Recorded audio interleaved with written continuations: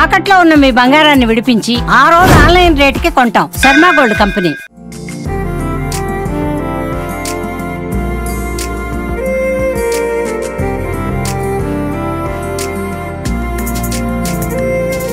నమస్తే సార్.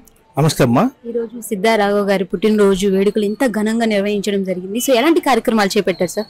అమ్మా, ఇదైతే మా మాజీ మంత్రివర్యులు శ్రీ సిద్ధారాఘవరావు గారికి ఈ రోజు జన్మదిన శుభాకాంక్షలు చెప్పడానికి రాష్ట్రంలోనే నలుమూల నుంచి ఈ కార్యక్రమానికి విచ్చేసినందుకు ముందుగా వారికి, యాజమాన్యం వాళ్ళకి, ఈ టీవీ స్పీకర్స్ గానీ లేకపోతే ప్రెస్ మీట్ వాళ్ళకి గానీ వచ్చిన ప్రజాభిమానాలందరూ కూడా ముందుగా మేము ప్రకాశం జిల్లా ఆర్వే సంఘాల నుంచి వాళ్ళకి ముందుగా నమస్కారాలు తెలియజేస్తూ ఉన్నాం.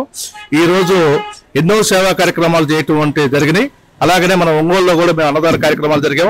ఎన్నో నియోజకవర్గాల నుంచి కూడా ఆయనకి బర్త్డే విషెస్ కేక్ కట్ చేసి ఎంతో మందికి నిరుపేదలకు కూడా అన్నదాన కార్యక్రమాలు చేస్తూ నిర్విఘ్నంగా ఎన్నో కార్యక్రమాలు చేస్తున్నటువంటి ఈ రోజు ఆయన ఈ రోజు పుట్టి ఈ రోజు ఈ కార్యక్రమాలు చేసుకోవటం కూడా మేము అదృష్టంగా భావిస్తున్నాం. అలాంటి వారు భవిష్యత్తులో కూడా ఇంకా ఎన్నో సంవత్సరాలు జీవించి ఇట్లాంటి కార్యక్రమాలు ప్రజలు కూడా అందరికీ చేయాలని మనస్ఫూర్తిగా చేస్తా ఉన్నాం. అలాగనే రాజకీయంగా కూడా వాళ్ళు ఇప్పటి వరకు ఎన్నో పదవులు అధివరించినా కూడా పదవికే వాళ్ళు ఉన్నది తెచ్చారు, కానీ వాళ్ళ ద్వారా పదవి అయితే వచ్చిందనేది మేము ఆశించట్లేదు. ఎప్పుడైనా సరే పదవి అనేది వాళ్ళని ఎప్పుడైతే వరిస్తుందో ఆ వరించిన పార్టీకే వాళ్ళకి మంచి పేరు వస్తుందే కానీ వాళ్ళకైతే చెడ్డ పేరు రాదు. అలాంటి వ్యక్తులకి పిలిచి ఉన్నత స్థానానికి వాళ్ళందరూ పార్టీ వాళ్ళు ముందుకు వచ్చి అతను ఏదో పార్టీలో తీసుకొని సంఘానికి, సమాజానికి మంచి చేయాలని చెప్పి మేము మనస్ఫూర్తిగా కోరుకుంటా ఉన్నాం.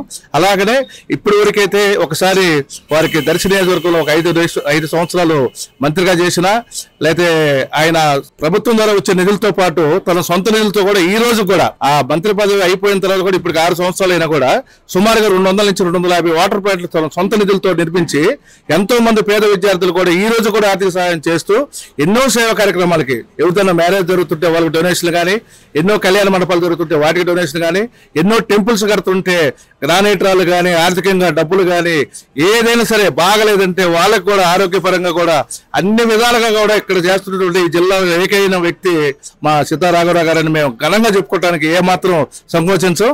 అలాంటి వ్యక్తి ఈ జిల్లాలో మా ఆరువేశంలో పుట్టడం మేము అదృష్టంగా భావిస్తూ ఉన్నాం. అలాంటి వ్యక్తికి ఇంకా రాబోయే రోజుల్లో కూడా ఇంకా ఎన్నో జన్మదిన వేడుకలు చేసుకోవాలని, ఇంకా ఎన్నో మంచి కార్యక్రమాలు చేయాలని, ఆయనతో పాటు మేము కూడా మా సొంత నిధులతో కూడా మేము కూడా ఆయనతో పాటు పాలు పంచుకుంటూ ఎన్నో సేవా కార్యక్రమాలు చేసుకుంటూ ముందుకెళ్లాలనేది మా ఆకాంక్ష.